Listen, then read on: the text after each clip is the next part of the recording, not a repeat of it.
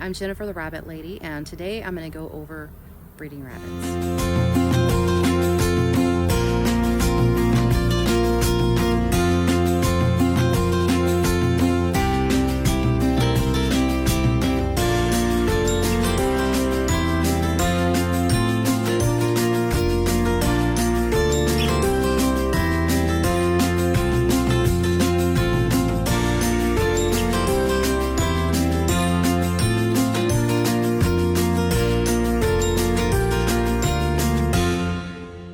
Let's talk about mating season.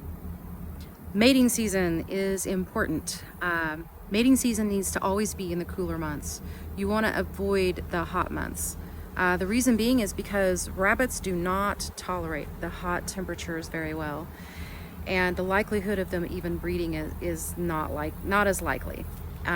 It's not only hard on them, it's also hard on the babies. They are cool weather animals, and they literally struggle in the heat. During the summer is what we call off season. During the summer months, it's extremely hot and it's hard on the rabbits. It's not only hard on the adult rabbits, but it's also hard on the kids. Rabbits are actually a cool weather animal. In the summertime, in the nature, they burrow down into the ground where it's cooler, and they come out during the cool parts of the day, like early morning and at night. In nature, they are not out during the heat of the summer. Now in winter, they are actually very happy in the winter. They get excited, they flip around in their cages, they're twitchy. Rule of thumb, breed them in the cool weather. You'll have better success. You raise them in a controlled environment, then they're not going to suffer in the heat. It's going to be fine as long as you keep them in that controlled environment. Today is mating day around here, and a good rule of thumb is to mate more than one set of rabbits in the same day.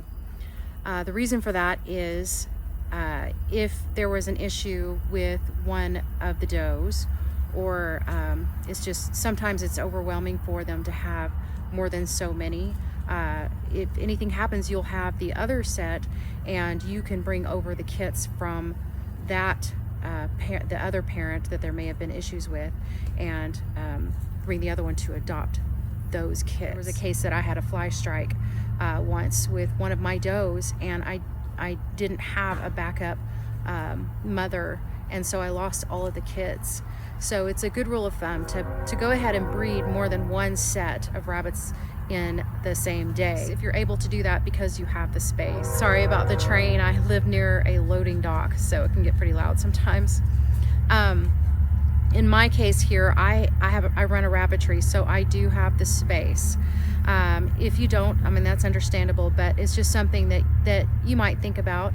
I don't lose kits a lot. I haven't lost kits a lot, but I certainly don't ever want to lose even one set again. In order to get a good breed, you want them to breed 3 times, at least. Sometimes I'll let them go 4, and that will ensure that you will have babies on the way. So it is suggested that you put the female in with the male in his cage. This way, because the females are territorial, and she may be so aggressive toward the male that she will never let him mate. So it's better to put the female in the male's cage. I do my breeding here a little different. I used to do it that way. I used to put them in there, and that's fine. You can do that. I'm not saying you shouldn't do that, and there's no reason why you shouldn't. But I do it a little different. I actually breed them in this ground pen. I'll put the buck in first, and then I'll put the female in, and just let them play and finesse each other, and let the female play hard to get, and then usually she will submit. I feel like it's just a better experience for them. It's more relaxing for me too, because I can just have the pen over here where I sit in my nice little chairs, and just keep an eye on them and watch them mate, just to make sure. I have learned that inexperienced females, when you first put them in with a male, you may actually have to do that about 3 times in a row before she will submit.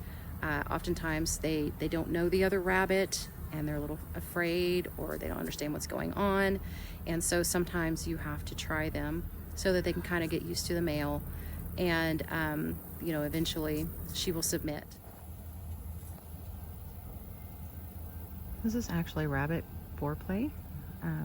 Sometimes she'll stop in a lifted position, and that when they're sitting in that lifted position with their hindquarters lifted, the females, that actually is an indication that, you know, she wants him to come over.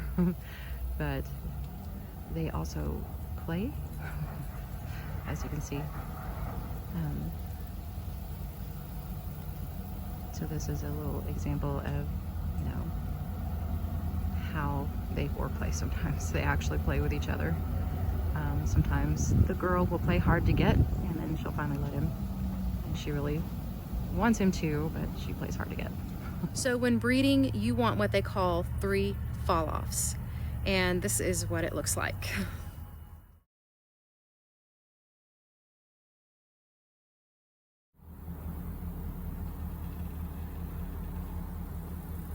So what I do is I'll just put them in this little pen, or you know, you can put your female in with the buck and get a chair, just sit there and wait. I generally, my rule of thumb is I wait 30 minutes, and if nothing happens, I'll put them up and try again the next day.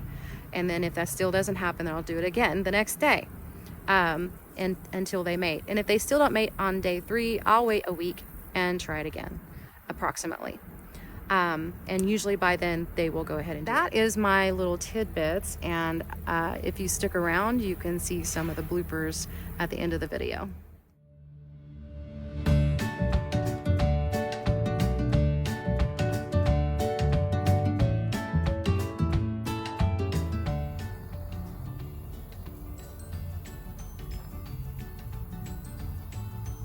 Quite well, and the males do. I am jumping around, getting dirty.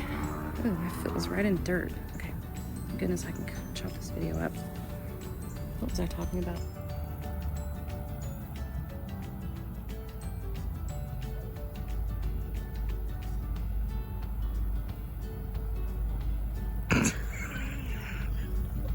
If they made it or not. B.